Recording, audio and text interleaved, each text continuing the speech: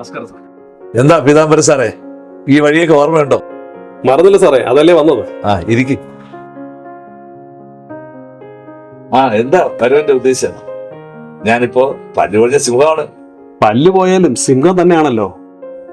അല്ലെങ്കിൽ സാറിന് ഇത് എത്രാമത്തെ സസ്പെൻഷൻ? അതൊക്കെ പോട്ട്, എന്തോ കാര്യമായ പ്രശ്നം ഉണ്ടല്ലോ. ഉണ്ട് സാർ, അതല്ലേ സാറിനെ കാണാൻ വന്നത്. ഞാൻ എന്താ ചെയ്യേണ്ടത്? അവന്റെ പ്രശ്നങ്ങളൊക്കെ എന്താണെന്ന് എനിക്കറിയാം. സാറിന്റെ ഡിപ്പാർട്ട്മെന്റ് മുഴുവൻ ശത്രുക്കളാണല്ലോ. മാസങ്ങളോളം അന്വേഷിച്ച് കണ്ടുപിടിക്കാത്ത കേസിലല്ലേ സാർ 1-2 ദിവസം കൊണ്ട് തെളിയിക്കുന്നത്. മനസ്സാരാ പൊക്കിയത്? വന്ന കാര്യം പറ. സാറേ, എന്റെ ചേട്ടന്റെ മോൻ അരുണിനെ അറിയില്ലേ? സാർ കണ്ടിട്ടുണ്ട്. എനിക്കറിയാം. അത് അച്ഛനമ്മയില്ലാത്ത കുട്ടിയല്ലേ, താനല്ലേ പഠിപ്പിച്ചതല്ല. അവരെന്ത് പറ്റി? പറ്റിയത് അവനല്ല, അവന്റെ കൂട്ടുകാരനാണ്. അവന്റെ പേര് അമൽ എന്നാണ്. അവർ രണ്ടുപേരും മുംബൈയിൽ ഒരു കമ്പനിയിലാണ് ജോലി ചെയ്തിരുന്നത്. അയക്കെന്ത് പറ്റി?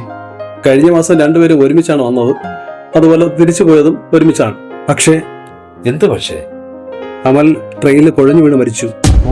വിഷം ഉള്ളിൽ ചെന്ന് മരിച്ചെന്നാണ് പോസ്റ്റ്മോർട്ടം റിപ്പോർട്ട്. അന്വേഷണം ഒന്നും ഉണ്ടായില്ലേ? സാർ ആ സമയത്ത് ഇല്ലായിരുന്നല്ലോ. വിൽസൺ സാറാണ് അന്വേഷിച്ചത്. വിൽസൺ സാറാണ് അന്വേഷിച്ചത്. ഇവന്റെ ഭക്ഷണത്തിലായിരുന്നു വിഷം കണ്ടെത്തിയത്. മറ്റുള്ളവർ ആർക്കും കുഴപ്പമില്ല. അപ്പോൾ ട്രെയിനിലെ ഫുഡാണ്? അതെ. അപ്പോൾ ഫുഡിൽ വിഷം കലർത്തി കഴിച്ചതാണ്. അവൻ തന്നെ ഭക്ഷണത്തിൽ വിഷം കലർത്തിയെന്നാണ് പ്രാഥമിക റിപ്പോർട്ട്. ട്രെയിനിൽ വെച്ച് വിഷം കഴിക്കാനുള്ള കാരണം വ്യക്തമായിട്ടുണ്ടോ? അതാണ് സാറേ എന്നെ ഇവിടെ എത്തിച്ചത്. പുറത്തുനിന്നൊരു ഫോഴ്സും ഇല്ല, ആരും വിഷം കലർത്താനും സാധ്യതയില്ല. അപ്പോ പിന്നെ ആത്മഹത്യ എന്ന നിഗമനത്തിലെത്താനേ കഴിയും. അല്ല, ഇതിലിപ്പോ ഞാനെന്താ ചെയ്യേണ്ടത്? സാർ, അരുണിന് അവൻ ആത്മഹത്യ ചെയ്തതെന്ന് വിശ്വസിക്കാനാവുന്നില്ല. അപ്പോൾ അത് അവൻ പോലീസിനോട് പറഞ്ഞു. പക്ഷെ അവന്റെ മുമ്പിൽ വെച്ചാണല്ലോ കുഴഞ്ഞു വീണ് മരിച്ചത്. അതുകൊണ്ട് വേറെ സംശയിക്കാനൊന്നും ഉണ്ടായിരുന്നില്ല. അന്വേഷണം പൂർത്തിയായ സ്ഥിതിക്ക് ഇനിയൊന്നും പറഞ്ഞിട്ട് കാര്യമില്ല. അതല്ല സാർ, അരുണിന് ഈ മരണത്തിൽ സംശയമുണ്ട്.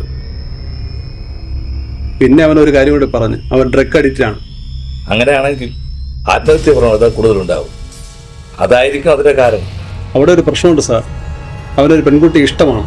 അവളെ സ്വന്തമാക്കാൻ സ്വപ്നം കണ്ട് നടക്കുന്ന ഒരു വ്യക്തി എങ്ങനെയാണ് ആത്മഹത്യ ചെയ്യുന്നതെന്നാണ് അരുൺ ചോദിക്കുന്നത്. അവൻ ഡ്രഗ് അഡിക്റ്റ് അല്ലേ? അവർ തമ്മിൽ തെറ്റിയിട്ടുണ്ടാവും. അതായിരിക്കും അതിന് കാരണം. സാർ, ഈ കേസ് റീ ഓപ്പൺ ചെയ്തിട്ടുണ്ട്. ഇതിന്റെ അന്വേഷണ ചുമതല എനിക്കാണ്. സാറിന്റെ ഹെൽപ്പ് എനിക്ക് വേണം. സസ്പെൻഷനുള്ള ഞാൻ എന്ത് ഹെൽപ്പാണ് ചെയ്യേണ്ടത്? സാറിന്റെ കൂടെ ഉണ്ടെങ്കിൽ ഈ കേസ് പെട്ടെന്ന് തെളിയിക്കാൻ പറ്റും. സാറൊന്ന് ഹെൽപ്പ് ചെയ്യണം പ്ലീസ്. താൻ ആ കേസിന്റെ ഡീറ്റെയിൽസ് കൊടുത്താ ഞാനൊന്ന് പഠിക്കട്ടെ. ഓക്കെ സാർ, അത് എത്രയും പെട്ടെന്ന് എത്തിക്കാം സാർ. ഓക്കെ.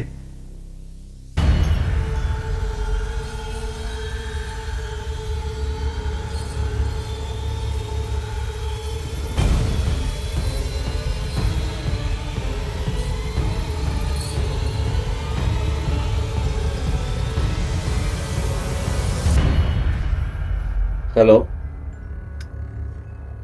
പീതാംബരൻ സാറല്ലേ? തന്റെ ജ്യേഷ്ഠന്റെ മകൻ എന്നാ വരുന്നത്? നാളെ വരുമല്ലേ? പക്ഷെ അതിനു മുമ്പേ നമുക്ക് ആ പെൺകുട്ടിയെ ഒന്ന് കാണണമായിരുന്നു. പറഞ്ഞിട്ടുണ്ടല്ലേ? ഇവന് നാളെ തന്നെ പോയി ആ കുട്ടിയെ കാണാം. ഓക്കെ, ശരി.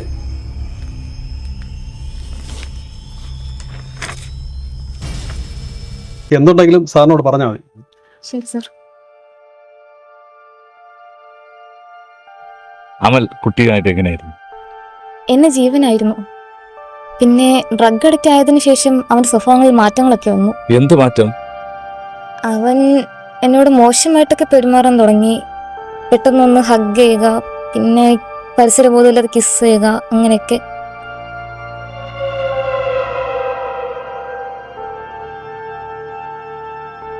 ഡ്രഗ്സ് അടിച്ചതിന് ശേഷമാണല്ലേ?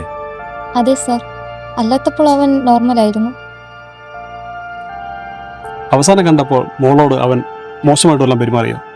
അവൻ ജോലിക്ക് പോകുന്നതിന് തലേന്ന് ദിവസം എന്നെ വിളിച്ചിട്ടുണ്ടായിരുന്നു. അന്ന് ഡ്രഗ് അടിച്ചിരുന്നെന്ന് എനിക്ക് മനസ്സിലായതുകൊണ്ട് ഞാൻ പോയില്ല. പിന്നെ അവൻ ഫോൺ വിളിക്കുകയോ എന്തെങ്കിലും ചെയ്തിട്ടുണ്ടായിരുന്നു? ഇല്ല സർ, പിന്നീട് അവൻ എന്നെ വിളിച്ചിട്ടില്ല. വൈകുന്നേരം മരിച്ചുവെന്ന ന്യൂസാണ് ഞാൻ അറിഞ്ഞത്.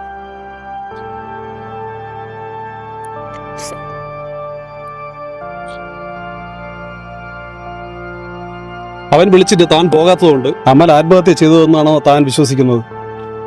എനിക്കൊന്നും അറിയില്ല സർ.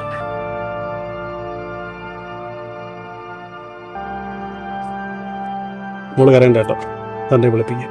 ഓക്കെ.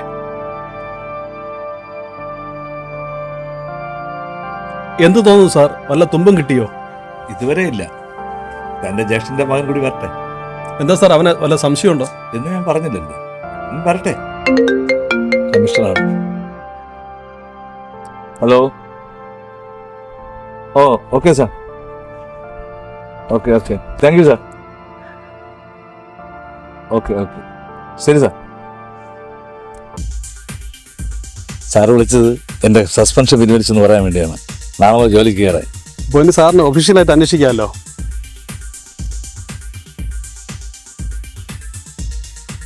മകൻ ഇവിടുന്ന് പോകുമ്പോൾ അസ്വാഭാവികമായി എന്തെങ്കിലും തോന്നിയിട്ടുണ്ടായിരുന്നു? ഇല്ല സാർ. മകന് എന്തെങ്കിലും മാനസിക പ്രോബ്ലം ഉള്ളതായിട്ട് അറിയാമോ? ഇല്ല സാർ, അവൻ അങ്ങനെയൊന്നും എന്നോട് പറയാറില്ല. അമ്മയുടെ മകന് ഒരു പെൺകുട്ടിയായിട്ട് ബന്ധമുണ്ടായിരുന്നു അറിയാമോ? അവൻ മരിച്ചതിന് ശേഷം അറിഞ്ഞു. ആ പെൺകുട്ടി ഇവിടെ വന്നിരുന്നു. ആ കുട്ടിയുമായി മകന് എന്തെങ്കിലും പ്രശ്നം ഉണ്ടായിരുന്നു? അതൊന്നും എനിക്കറിയില്ല. നിങ്ങളുടെ മകന്റെ മരണത്തിൽ നിങ്ങൾക്ക് എന്തെങ്കിലും സംശയമുണ്ടോ? ഇവിടെ നിന്ന് പോയപ്പോൾ അവൻ എന്തൊക്കെയോ വിഷമമുള്ളത് പോലെ തോന്നി. പക്ഷെ ഞാൻ ചോദിച്ചിട്ട് അവൻ ഒന്നും പറഞ്ഞില്ല. മേഡം വിഷമിക്കില്ലെങ്കിൽ ഞാൻ ഒരു കാര്യം പറയട്ടെ. എന്താ സാർ? അമ്മയുടെ മകൻ ലഹരി വസ്തുക്കൾ ഉപയോഗിക്കുമായിരുന്നു അറിയാമായിരുന്നു? അത് ആ പെൺകുട്ടി ഇവിടെ വന്നപ്പോൾ പറഞ്ഞു. അതറിഞ്ഞപ്പോൾ ഞാൻ അച്ഛൻ അത് കഷ്ടപ്പെട്ട് വളർത്തിയ മോനാണ്. ഒരമ്മ ഇതൊക്കെ എങ്ങനെ സഹിക്കും സാർ?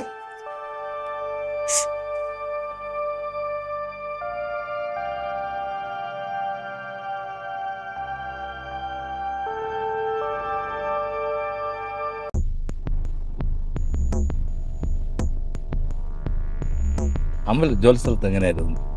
അവൻ ഭയങ്കര കൂളായിരുന്നു സാറേ. പിന്നെ ഡ്രഗ്സ് ഉപയോഗിച്ച് തുടങ്ങിയപ്പോഴാണ് അവൻ കുറച്ച് പ്രശ്നമായത്. എന്ത് പ്രശ്നം? അവൻ ഡ്രഗ് ഉപയോഗിച്ച് തുടങ്ങിയ പിന്നെ വേറെ ആരെ പോലെയൊക്കെയാണ് പെരുമാറുന്നത്. പിന്നെ അവൻ എന്താ ചെയ്യുന്നത്, പ്രവർത്തിക്കുന്നതെന്നും ഒരു പിടുത്തമില്ല. നിങ്ങൾ ഡ്യൂട്ടിക്ക് പോയ ദിവസം, അതായത് അമൽ മരണപ്പെട്ട ദിവസം, അവൻ എങ്ങനെയായിരുന്നു? അന്ന് അവൻ നോർമലായിരുന്നു സാറേ. പക്ഷേ നല്ല ക്ഷീണം ഉണ്ടായിരുന്നു. തലേദിവസം ഡ്രഗ്സ് നന്നായിട്ട് ഉപയോഗിച്ചിട്ടുണ്ടാവും. നമസ്തേ. ഉറങ്ങിപ്പോയടേ, അമ്മ വിളിച്ചത്. ഇന്നലെ രാത്രി നല്ല അടിച്ച് കയറ്റി കാണുമല്ലേ? അത് വിടുവാ. ഇവരിത് എവിടെ നിന്നാ കിട്ടുന്നത്? ബോംബെയിൽ അതിന് ആളുണ്ട് സാറേ. ഇവിടെ ഇത് കൊടുക്കുന്ന ആരെങ്കിലുമായിട്ട് കണക്ഷൻ ഉണ്ടോ? അതറിയത്തില്ല സാറേ. പക്ഷെ അവൻ വരുമ്പോൾ സാധനം കയ്യിലുണ്ടാവാറുണ്ട്. അന്ന് ട്രെയിനിൽ നിന്ന് എന്ത് ഭക്ഷണമാണ് വാങ്ങിക്കഴിച്ചത്? എന്ത് നിനക്ക് ഓർമ്മ കിട്ടുന്നില്ലേ? ഞാനന്ന് ചപ്പാത്തിയും വെജ് കറിയാണ് കഴിച്ചിരുന്നത്. അവൻ കഴിച്ചത് അല്ല സാർ, അവൻ ട്രെയിനിൽ നിന്നൊന്നും വാങ്ങിയിട്ടില്ല. അവൻ്റെ കയ്യിൽ ഫുഡുണ്ടായിരുന്നു. അപ്പോൾ അവൻ ഫുഡ് പുറത്തുനിന്ന് വാങ്ങിയതാണോ? അവനങ്ങനെ ട്രെയിനിൽ നിന്ന് ഫുഡൊന്നും വാങ്ങി കഴിക്കാറില്ല. പക്ഷേ അന്ന് അവൻ്റെ കയ്യിൽ ഫുഡ് കണ്ടായിരുന്നപ്പോൾ ഞാൻ ചോദിച്ചായിരുന്നു. അവൻ എവിടെ നിന്നാണ് ഫുഡ് വാങ്ങിയെന്ന് പറഞ്ഞത്? അത് അവൻ്റെ അമ്മ വീട്ടിൽ നിന്ന് കൊടുത്തു വിട്ടെന്നാണ് പറഞ്ഞത്.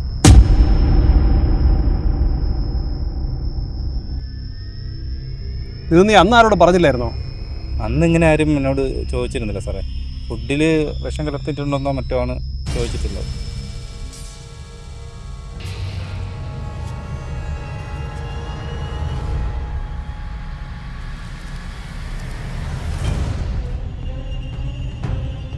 നീ വീട്ടിൽ പോയിക്കോ. എന്തെങ്കിലും ഉണ്ടെങ്കിൽ ഞാൻ വീട്ടിൽ വന്നിട്ട് സംസാരിക്കും. ഓക്കെ.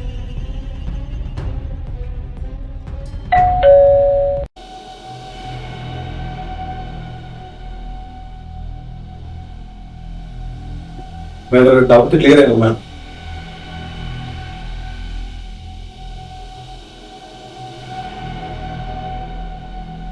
മേഡം ഒരു സംശയം ചോദിച്ചോട്ടെ.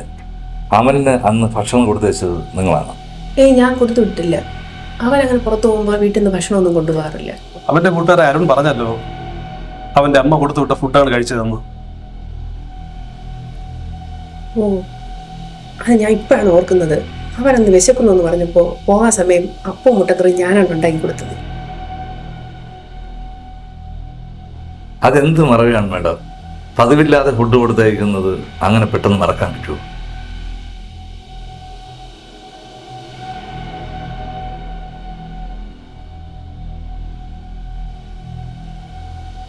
മേഡം, നിങ്ങൾ എന്തൊക്കെ ഒളിക്കുന്നുണ്ട്?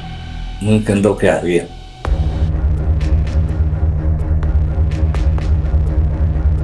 അമ്മ മകന് വിഷം കൊടുത്തു എന്ന് ഞാൻ പറയുന്നില്ല. പക്ഷേ അമ്മ, ആ ഒരു ചിന്ത അവനുണ്ടോ സാറേ?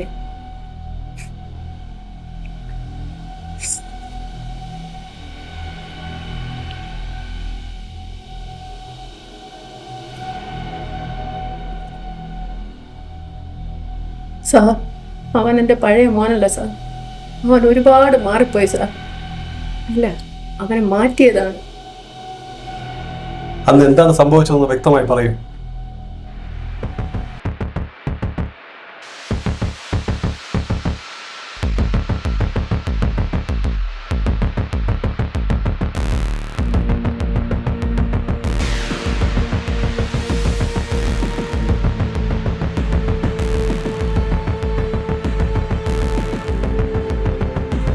ആഹാ, മോൻ ഇവിടെ വന്നിരിക്കുകയാണോ?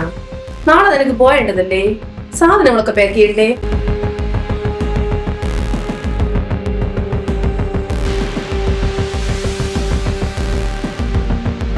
എന്താ മോനെ, എന്ത് പറ്റി? എന്താ നീ ഇങ്ങനെ നോക്കുന്നത്?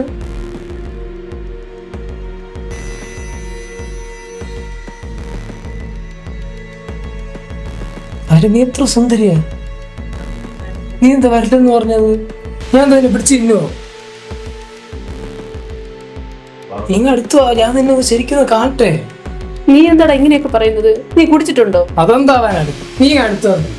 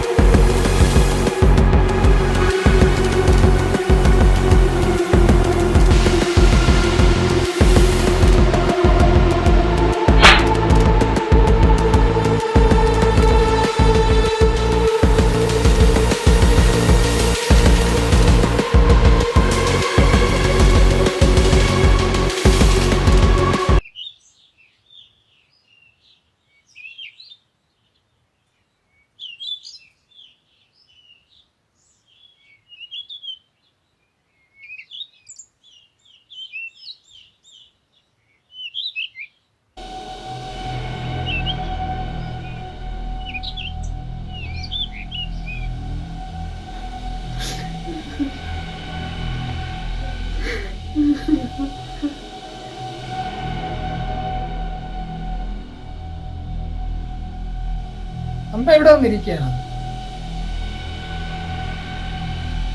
അമ്മ എന്നെ വിളിക്കാത്തെന്താ? എനിക്ക് പോകാൻ സമയമായി. ചെക്കുകയും ചെയ്യണ്. ഫുഡും കഴിച്ചു.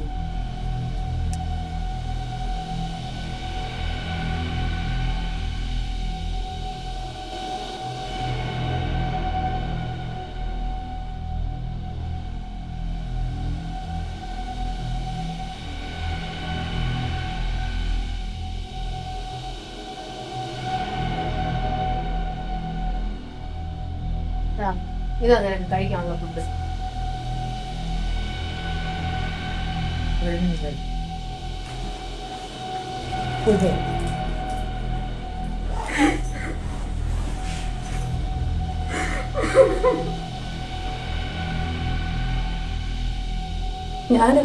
ഞാൻ അംശത്തിൽ വിഷം വരുത്തിയത് ഒരമ്മയോട് ഒരു മകന് ചെയ്യാൻ പാടില്ലാത്ത കാര്യങ്ങളാണ് അവൻ എന്നോട് ചെയ്തത്. അവന്റെ ഉള്ളിലെ മയക്കുമരുന്നാണ് സാർ അതല്ല അവനെ കൊണ്ട് ചെയ്യിപ്പിച്ചത്. അവനൊരു മകനായി കാണാൻ എനിക്ക് പറ്റുന്നില്ല സാർ. അവൻ ജീവിച്ചിരുന്നാൽ ഇനിയും പല സ്ത്രീകൾക്ക് ഭീഷണി ഉണ്ടാവും. അതുകൊണ്ട് ഞാൻ തന്നെ എന്റെ മകനെ